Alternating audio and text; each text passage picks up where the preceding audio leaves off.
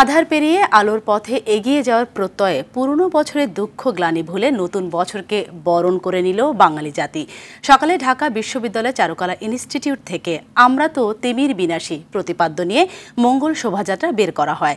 ঢাকঢোলের বাদ্য বাজিয়ে রঙিন পোশাকে ঢাকা বিশ্ববিদ্যালয়ের ছাত্রছাত্রী, শিক্ষক সহ সকল শ্রেণী পেশার মানুষ শোভাযাত্রায় অংশ নেয়। এ সময় বাঙালি সংস্কৃতির পরিচয়বাহী নানা প্রতীকী উপকরণ, নানা রঙের মুখোশ ও বিভিন্ন প্রাণীর প্রতিকৃতি ভিন্ন মাত্রা যোগ করে। ধর্মের দোহাই দিয়ে বাঙালি জাতির হাজার বছরের ইতিহাস সংস্কৃতিকে যারা ম্লান করতে চায় তাদের বিরুদ্ধে রুখে দাঁড়ানোর অঙ্গীকার করেন আগতরা। বাঙালি সংস্কৃতি কি সেটা দেখানোর জন্যই মূলত ওদেরকে নিয়ে আসা আর কি। বাঙালিদের অনেক মজার একটা দিন, আমরা কত মজা করব, অনেক কিছু করতে চাই। সারাদিন ঘুরবো, মজা করব, তার জন্য এসেছি এখানে। চাই যে অতীতের সব দুঃখ, গ্লানি, কষ্ট, হিংসা, বিদ্বেষ সব ভুলে গিয়ে আমরা নতুন কিছু আশা করি।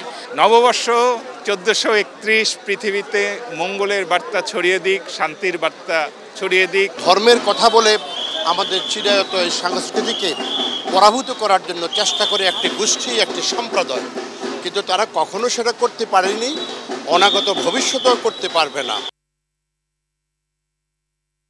দর্শক, পহেলা বৈশাখ উদযাপনের আরও খবর জানাতে ঢাকা বিশ্ববিদ্যালয় চারুকলা থেকে আমাদের সাথে সরাসরি যুক্ত হচ্ছেন সহকর্মী এয়ার বাদল। বৈশাখ উদযাপনে এখন কি কি আনুষ্ঠানিকতা চলছে আমাদের জানাবেন। আর একে তো ঈদের রেশ, তার উপরে পহেলা বৈশাখের এই বিশাল আয়োজন, সবকিছু মিলে উপস্থিত জনতার উৎসাহ উদ্দীপনা কেমন দেখতে পাচ্ছেন? আর আরেকটি বিষয় যোগ করবেন, এত মানুষের নিরাপত্তা ব্যবস্থায় প্রশাসন কতখানি তৎপর? সাথী, শেষ প্রশ্ন দিয়েই শুরু করি। সেটি হচ্ছে যে আমরা দেখেছি যখন শোভাযাত্রা হয়েছে তার সামনে এবং পেছনে পুলিশ, র্যাবের বিশাল দুটি বহর ছিল, তার মাঝখানে শোভাযাত্রা হয়েছে। এবং আমরা যখন এই এলাকায় প্রবেশ করতে যাই, ঢাকা বিশ্ববিদ্যালয় এলাকায়, বাংলা মোটর থেকেই আমাদেরকে আসলে পুলিশের যে চেকপোস্টগুলো রয়েছে সেগুলো পার হয়ে আসতে হয়।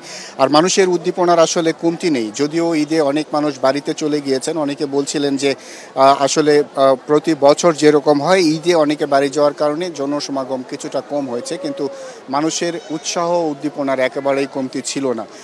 আমি চারুকলাতে রয়েছি, যে শোভাযাত্রাটি হয়েছিল সেই শোভাযাত্রার যে প্রতীকীগুলো রয়েছে, বিভিন্ন প্রাণী এবং পুতুলের যে প্রতীকী রয়েছে সেগুলো এই চারুকলার মাঠে সাজিয়ে রাখা হয়েছে। এখানে একরকম বলা চলে বিশাল মেলার মতো মানুষ এখানে আসছেন, সেলফি উঠাচ্ছেন এবং সৌজন্যতাবোধ নিয়ে তারা এই যে বাঙালির যে কালচার সেটির আসলে ভাবের আদান প্রদান হচ্ছে। এখানে আমরা দেখেছি যে শুধু বাংলাদেশ নয়, বিদেশ থেকেও অনেকে এসেছেন, বিদেশি সাংবাদিকদেরও আমরা দেখেছি। পাশে যে এই চারুকলার বকুলতলা রয়েছে সেখানে সাংস্কৃতিক অনুষ্ঠান চলছে, গান বাজনা চলছে।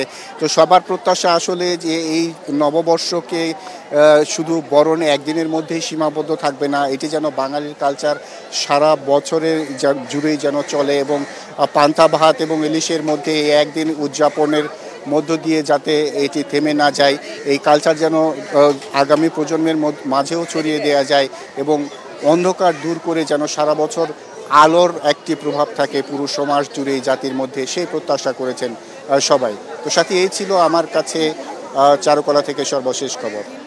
অসংখ্য ধন্যবাদ আপনাকে।